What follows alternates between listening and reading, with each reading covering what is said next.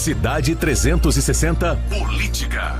E os vereadores derrubaram, durante a sessão da Câmara desta segunda-feira, pela segunda vez do ano, um veto da prefeita Suelen Rosim. É um projeto de lei de autoria do vereador Borgo que proíbe a cobrança da taxa de religação de água. Esse e outros assuntos é o destaque aqui da Tânia Morbi. Bom dia, Tânia! Bom dia a todos, bom dia Café, bom dia Bizarra, bom dia ouvintes, internautas que acompanham o programa Cidade 360. Duas sessões da Câmara foram realizadas nessa segunda-feira, uma ordinária, uma extraordinária. Isso porque o Executivo tinha pressa em votar o projeto que fez alterações no pagamento da Bolsa Preceptória, que é aquela paga a servidores que atuam como supervisores de universitários que estejam no período aí de atuando nas unidades de saúde, como durante o período de estágio nos cursos ligados à área de saúde. A lei incluiu nessa posição servidores que sejam contratados através de organizações unidas, como ocorre, organizações sociais, como ocorre em alguns casos, em algumas unidades de saúde da família e de estratégia da família em Bauru. Mas também teve muita discussão, esse projeto sim, foi muito debatido. A vereadora Chiara Ranieri se posicionou muito crítica, cheia de dúvidas, chegou a pedir o sobrestamento, foi derrubado o pedido em plenário, o projeto acabou sendo aprovado. Porém, não foi só esse projeto que foi discutido. A derrubada do veto do Executivo ao projeto do vereador Borgo, que tratava, no caso da proibição do DAI em cobrar a religação do fornecimento de água em caso de corte por falta de pagamento, deu muita discussão, especialmente aí entre o vereador Borgo, Eduardo Borgo, e Estela Almagro, que se opôs desde o início ao projeto, porque ela acompanhou, na verdade, um parecer da comissão, deixa eu ler aqui, da Comissão de Justiça, Legislação e Redação, que apontou a ilegalidade do projeto por iniciativa, né? Então, algumas sessões atrás houve essa manifestação da comissão de ilegalidade, mas também o parecer da comissão foi derrubado em plenário, assim como o veto ao projeto também foi derrubado em plenário e votado, né, pela maioria favorável à derrubada do veto pela maioria dos vereadores. Esses foram os dois principais debates que levaram à sessão ordinária, né? A votação era em primeiro turno, no caso da Bolsa Preceptória, deixa eu ver se o nome é esse mesmo, da Bolsa Preceptória, exatamente. Ele foi votado em 2 turnos na noite de ontem, terminou já durante a noite a sessão. Então, esses foram os 2 principais debates em torno durante a sessão de ontem. O resto dos demais projetos que estavam na pauta também foram aprovados em segunda, em primeira ou em votação única, sem mais discussão. O foco ficou nesses 2 principais e os bastidores também não foi diferente. A discussão em torno desses 2 projetos especialmente. Esse foi um resumo rápido da sessão de ontem. É isso. Um grande abraço a todos, uma ótima semana. Muito obrigado, Tânia, que acompanha aí os bastidores da política. E em relação a essa questão, que foi o principal tema ontem, teve debate, foi exatamente a seguinte situação, para você se situar. O vereador Borgo estabeleceu uma lei, né, um projeto de lei, em que isenta o munícipe da taxa de religação da água quando cortada. Foi para a prefeita, ela vetou o projeto dizendo, olha, isso aqui é de competência da União, né? Não pode legislar aqui e vai dar inconstitucionalidade. Então ela estabeleceu o veto. E ontem a discussão na Câmara mantém o veto ou não, porque o Legislativo pode derrubar o veto e implementar a lei. Depois há uma discussão do ponto de vista legal. Isso criou um embate, principalmente com as alas mais ideológicas, né, da Câmara. De um lado aí os bolsonaristas, os outros os lulistas, representados aqui pelo Borgo e pela Estela, porque a Estela deu um viés político para isso. Nós fizemos aí uma edição daquilo que foi mais importante da fala do Borgo e também da Estela, e depois a gente vai repercutir aqui também com o Guilherme Berriel.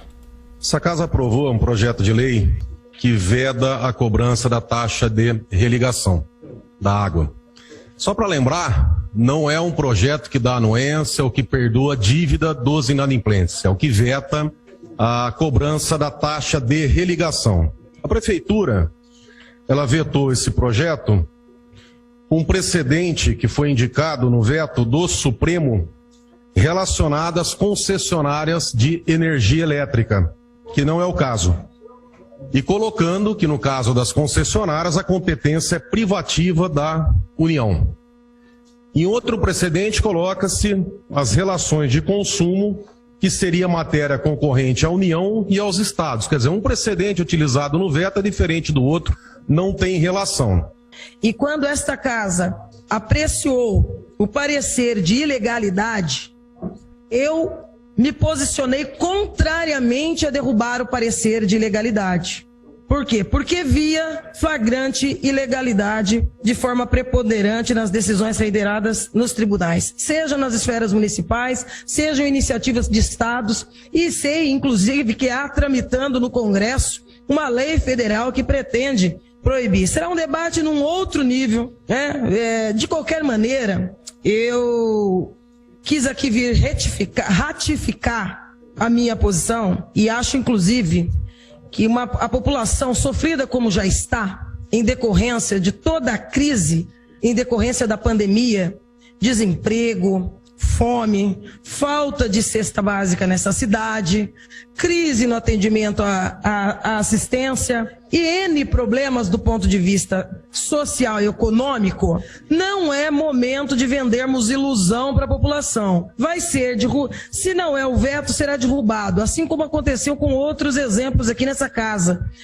Não vejo espaço para, num ano eleitoral, vendermos ilusão para o povo. Então, esse é o recorte mais importante, que eu acho que aí, né, Berrial, entrou bem esse posicionamento da Estela, porque em tese, né, se a gente pensar no histórico do PT, que defende o grosso da população, o normal seria a votação da queda do veto para prevalecer a religação e vai para o judiciário, mesmo porque a própria vereadora Estela, em outras oportunidades, falou: nós precisamos ter a independência dos poderes, o legislativo não pode se submeter ao judiciário, etc. Como é que você viu esse posicionamento? O seu posicionamento foi também de que você foi favorável à queda do veto, mas você declarou dizendo que teria custo aí para o DAI. Então dá uma contextualizada no teu voto e como é que você viu esse embate ontem de uma coisa que me parece simples do ponto de vista da aplicação e, obviamente, se for inconstitucional, ali na frente alguma decisão vai ser tomada nessa linha. Olha, eu acho que em relação ao DAI, por exemplo, tem que ter quase nada de interferência política, sabe? A empresa tem que ser gerida profissionalmente, sabe? Tem um custo fazer a religação. Tudo bem, R$100 é alto, é um custo alto. Esse custo, na sua visão, é um custo do quê? Não é do custo fixo já do DAI? Ele contrata alguém, isso perde produtividade em outra ponta? Esses R$100 quer dizer, se eu tenho um funcionário que já recebe um salário fixo, claro, mesmo, você é empresário, claro, você sabe disso, é só um deslocamento, pode perder produtividade, porque se tiver que religar muito, mas eu não vejo um custo adicional, pode ter um custo implícito, mas adicional eu não mas vejo. Tem que deslocar o funcionário até lá, até a residência, fazer a religação. Então tem um custo da hora do funcionário, de combustível. Existe um custo. Se você pegar, implícito. Se você pegar, durante essa discussão, o vereador Meira senta na minha frente, eu peguei na internet rapidinho a tabela da CPFL de religação, as tarifas que a CPFL cobra de religação. Assim, para ligação monofásica, por exemplo, ela cobra R$9. Para ligação em alta tensão, religação em alta tensão, ela cobra cento e poucos reais, né? Então tem que ter uma cobrança. Concordo que R$100 para o consumidor de baixa renda é muito, você entendeu? Mas, por exemplo, uns 10, 15 reais, 20 reais, sabe? Alguma coisa porque a empresa tem um custo para isso, né? É diferente, até deram o vereador Meira deu o exemplo da internet, né?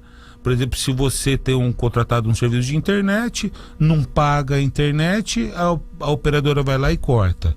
Daí você paga a conta, ela vai e religa em 24 não horas. Não tem taxa, né, de religação. Mas no caso, não tem uma tarifa. Aí, né? Mas não tem assim uma pessoa que vai lá na casa do consumidor e religa então, mas a internet. Aí então é investir, né, em tecnologia para evitar esse tipo de deslocamento. De qualquer maneira, Berriel, está aprovado, né? O que pode existir daqui para frente é um questionamento judicial em relação a isso. Na sua visão, o de ofício, o DAI vai ter que entrar com esse pedido? Então, o vereador não tem essa prerrogativa de fazer qualquer projeto de lei que cause prejuízo, né? Ou renúncia de receita. Renúncia de receita, né? Então é complicado, né? Porque, sabe, é por isso que a autarquia está nessa situação, muitas vezes, com caixa, com pouco dinheiro em caixa, né? Vamos dizer assim. Porque o DAI deve ter uns 70 milhões de caixa, mas se for fazer as coisas que tem que fazer, esse dinheiro vai no... Agora, é um tipo do setor que tem fluxo de caixa constante, constante, né? Bem gerenciado. Constante, né? Concordo. Não... Porque sempre tem contas a pagar, mas contas a receber. A tua empresa você tem que acordar hoje e falar o que eu vou vender, né? Ali já está vendido, né? Então, E monopólio, né? Garantido. O mercado é garantido para eles, né? E o que me chama a atenção no DAI é que nunca foi feito um trabalho, pelo menos dado publicidade, da redução de custos, né? Você levantou ontem a questão da fotovoltaica. O DAI consome 35 milhões de reais de energia por ano, né? Então, nós não buscamos energia renovável, tem a questão envolvendo de você não entender o organograma, você não sabe a eficiência e produtividade, não tem um indicador de desempenho. Eu falo do DAI, como eu falo da Indurb, do Coab e tantas outras. Então, é complicado para o cidadão aquela coisa, olha, eu tenho que aumentar a tarifa, eu tenho que manter a arrecadação, mas nunca ninguém fala, olha, eu fiz a lição de casa, eu tô aqui, olha, enxuguei o que dava, eu tô no limite e a partir de agora, então, não tem outro caminho senão aumentar a receita. Café, você não vê em nenhum momento, tanto a prefeitura como o DAI, Indurb, falar em redução de custo, fazer um planejamento para reduzir o custo. Você nunca viu, eu nunca vi, pelo menos. Então, né? É complicado isso, porque é duro, é dinheiro público, né, meu? Tinha que ter um controle maior ainda, tinha que ter um trato com dinheiro melhor. O seu dinheiro você faz o que você quiser, o meu dinheiro eu faço o que eu quiser. Mas o dinheiro público, ele tem que ser, nossa senhora, tratado com muito carinho, meu. Berriel, e falam também sobre os hidrômetros da cidade. Eu lembro que ano passado tinham 5 mil hidrômetros que deveriam ser trocados, né, substituídos. O DAI fez esse trabalho de e mais que isso, né, substituição. O uso da tecnologia, né? Puxa vida. Mas aí o sujeito que vai lá medir energia vai perder o emprego. Mas você tem chip que você pode controlar. Aplicativo. Olha, o Café, na minha empresa, a CPFL, ela tem, eu sou consumidor alta tensão, né? Eu tenho um transformador e lá ela não vai mais leiturista. Já faz uns 6 anos. Ela tem uma anteninha que manda todas as informações para o satélite e manda por e-mail a conta para mim, né? Então, quer dizer, a tecnologia está aí para isso, para ser usada. Eu fiz um estudo que eu apresentei ano passado. Hoje, a internet das coisas é muito tá barateando demais os dispositivos. 5G agora, né? Então, por exemplo, hoje tem hidrômetro com saída pulsada. Cada litro que passa, ele emite um pulso. Se você pegar um dispositivo de internet das coisas, que é um contador de pulso, na verdade, ele vai contando esses pulsos e vai transmitindo essa informação via rede sem fio. Que para a internet das coisas, a rede sem fio, ela tem vários tipos de rede, né? A mais comum é a LoRa, né? As redes LoRa. O que quer dizer isso, as redes LoRa? Por exemplo, no Wi-Fi, você tem um Wi-Fi na sua casa. A banda é larga no Wi-Fi, mas o alcance é curto. Na LoRa One, né? Que é WAN, na LoRa, a banda da rede é curta, porque é para transmitir dados, e o alcance é longo.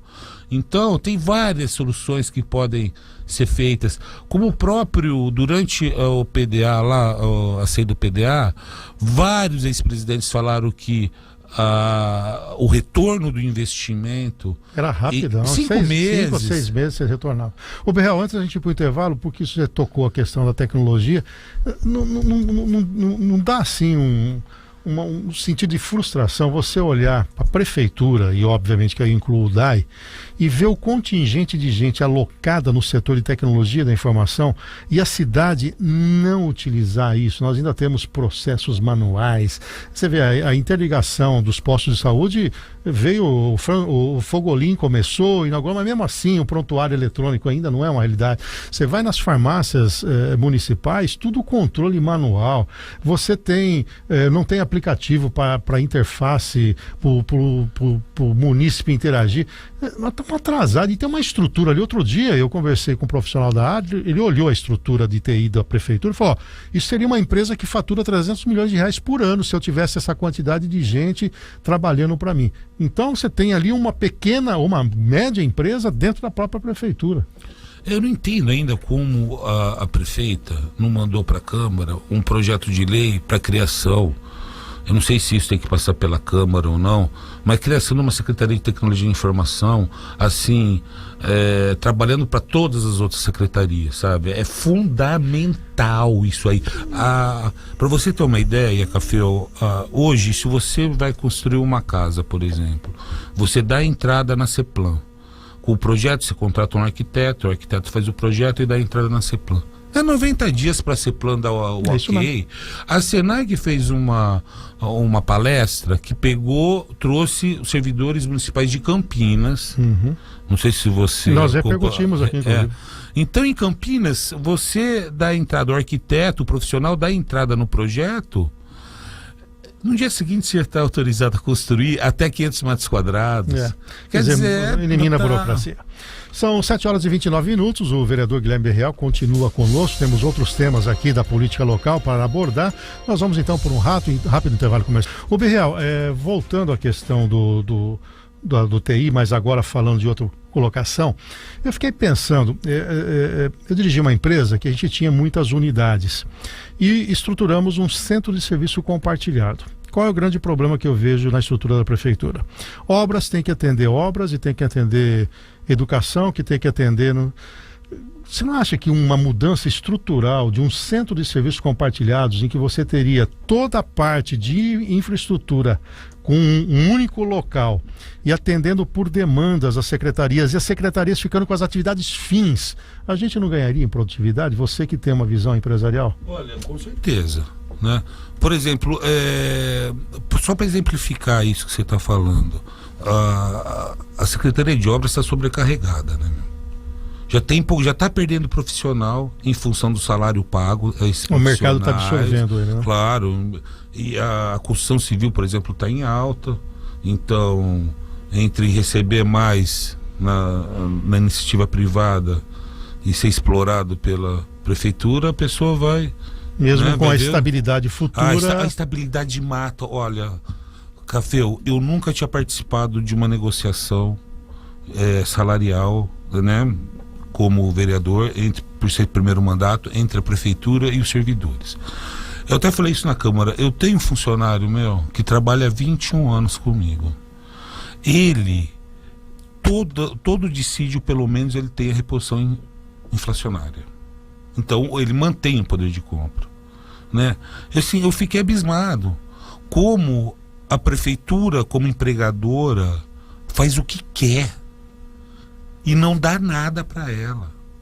Por exemplo, como eu tinha falado, a inflação de 2019 a 2022 acumulada, que esse período de 3 anos que eles não tiveram aumento, foi de 20%. Deu 10%. E se quiser, você entendeu? Então, o servidor, a garantia da estabilidade do emprego tem um custo alto por servidor, hein? Porque fica esse jogo aí, né? E não dá nada para a prefeitura como empregadora. Vai eu na iniciativa privada não seguir o dissídio da categoria.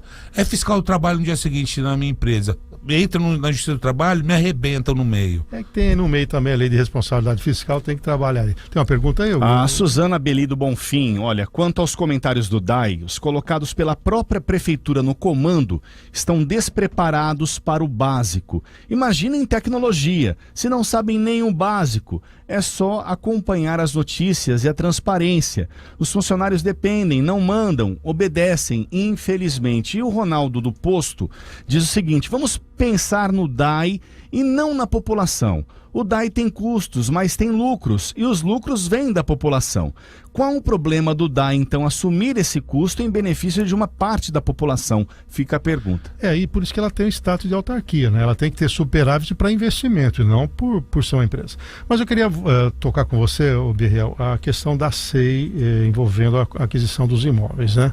Nós estamos tendo as oitivas e na última chama muito a atenção a maneira com que, no mínimo, desleal que foram tratados os donos de imóveis, né? A Maria Perrone relatando que estava em negociação, viaja e volta, tem a desapropriação. O tradicionalíssimo e respeitado empresário Jair Lote Vieira colocando, eu não fui comunicado, né? Inclusive não seguindo o preceito.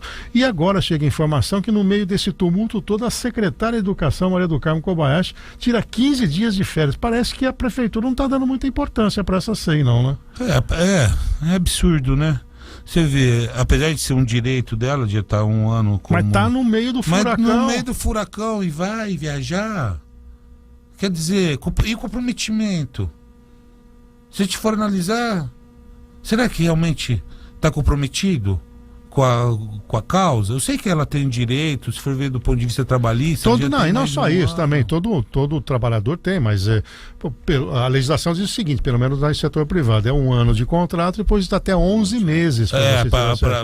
Uma então, coisa é o período aquisitivo da festa e de gozo das férias. Né? Ela poderia ter esperado mais um pouco, né? Por mais compromisso pessoal que você tem, está no meio do fogo cruzado. Né?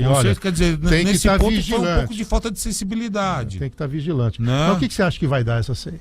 Olha, eu não sei, o direito é tão interpretativo, o Café, sabe? E não dá nada para a prefeitura nas ações dela, uma coisa assim que foi um choque para mim, sabe? Sim. Falta de ética nessas negociações. Quer dizer, você aluga um imóvel para a Secretaria de Educação e da noite para o dia você tem um imóvel desapropriado. Sabe, é um tapa na cara do munícipe, sabe, não tem a mínima sensibilidade, falta de sensibilidade com o munícipe. Então é uma coisa que é revoltante isso, viu? Agora, existe hoje um clima pesado para a prefeita em Bauru, né? Passados aí praticamente 15 meses, aquela lua de mel inicial, né? Me parece que já ficou no passado. A gente tem uma observação inclusive o termômetro aqui na rádio é de críticas, né, Bizarro? Sim, permanente. muitas. Poucos elogios, a gente percebe até que alguns elogios são de pessoas muito chegadas à própria prefeita, que tem um monitoramento das redes sociais importante. Ela tem hoje um assessor só para cuidar das redes sociais dela, veio aqui, inclusive. E você acredita que ela conseguirá uma maioria para evitar o pior? Por que é o pior depois da SEI? A processante. Claro. Muito provavelmente o Borgo vai carregar, porque tem elementos até para pedir. Claro. Você acredita que esse bastidor, e aí eu já coloco, ela tentou uma aproximação com o seu partido, o MDB, uma conversa com o Mandalite, com o Rodrigo, né? Deu a impressão que ela estava pedindo socorro, vem aqui comigo. E sem dúvida, vocês são 2 vereadores importantes, né? A sua posição e o Mané Lozila dentro da Câmara. Como é que você vê, então, esse futuro e até justifique essa aproximação do MDB? Olha, realmente houve uma aproximação há uns 40 dias atrás, mais ou menos. Ela procurou o Rodrigo Mandalite, abrindo um espaço para o MDB na administração municipal. Daí o Rodrigo primeiramente fez uma reunião comigo e com o Mané, né, explicando a situação. Daí fizemos uma outra reunião na semana seguinte com todos os membros do MDB lá na Consilig, né? Informações, oi, Café. E uma notícia em nível internacional: a União Europeia acaba de aprovar rodada de sanções à Rússia em setores de energia, aço e defesa. Mais sanções à vista. Assim, se o MDB for participar, tem que ter o aval de todos, ou pelo menos da grande maioria dos integrantes do MDB. Mas só houve uma conversa preliminar. A gente está esperando passar essa SEI para ver o que vai acontecer, né?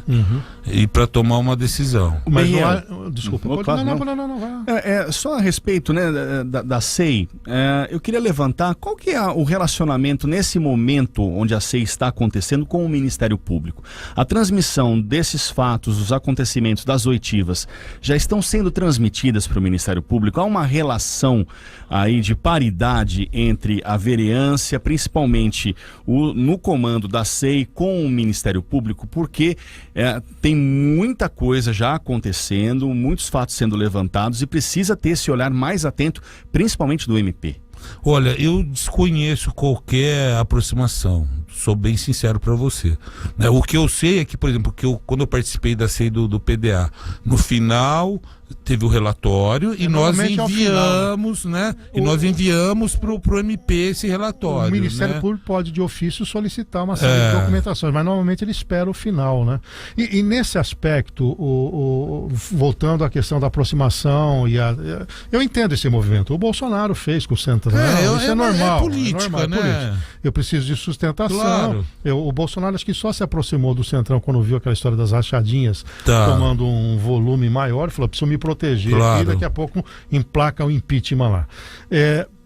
Vocês fecharam questão ou depende do relatório? Você e o Mané, por essa articulação de bastidores... Olha, eu particularmente... É independência ou não? Olha, como é que é isso? Eu particularmente, eu gosto de ter minha independência política. Por quê? Porque as coisas erradas que eu vejo, eu tenho total liberdade de fazer meus apontamentos. Então não vai ser um indicativo do partido que vai direcionar teu voto. Eu até falei isso na reunião, você entendeu? Eu acho que, assim, para mim, particularmente, não tem preço a minha independência política, você entendeu? Porque como eu estou representando uma parcela da população que acreditou no meu trabalho, né? Eu não posso pensar em mim. Tem que pensar em quem eu represento, né? Então, as coisas erradas... O vereador já tem uma atuação limitada, né, Cafeu? As pessoas acham, por desconhecimento, que o vereador pode resolver os problemas. Não pode, ele só pode fiscalizar o executivo. Por mim, aliás, o meu perfil é mais executivo do que legislativo, né? Então, é complicado isso, porque a gente só pode fazer os apontamentos. Agora, se eu não tiver liberdade para fazer meus apontamentos, aí acabou. Muito bem, Guilherme Berriel esteve conosco aqui, obrigado por estar sempre um prazer recebê-lo aqui, Guilherme. Aqui o horário voa. Nossa, passa muito rápido. Nós temos aqui que terminar o bloco, mas teremos outras oportunidades. É um prazer estar aqui, viu, Café? Sempre, né? Sempre. Né? Muito obrigado, viu? Não, pela obrigado oportunidade. Por estar conosco aqui.